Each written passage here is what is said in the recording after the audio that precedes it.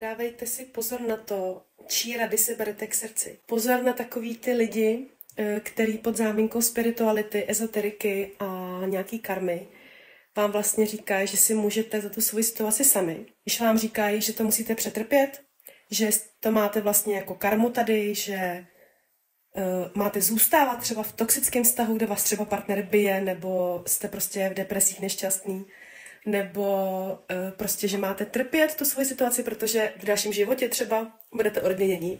Pozor na jakýkoliv názory, který vás oslabují, který vás vlastně nepodporují v té vaší vlastní vnitřní síle, protože vy můžete ten svůj život změnit.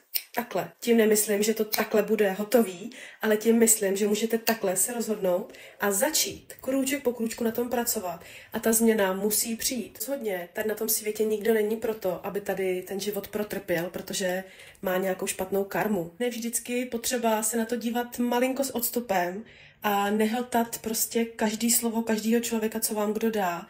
Chtějte vždycky být tvůrci toho svého života. Chtějte mít tu sílu, chtějte mít tu možnost si ho změnit. Jakmile přistoupíte vlastně na to možnost, že ho nemáte, jak změnit, protože už je to předem daný, tak jste prostě v háji.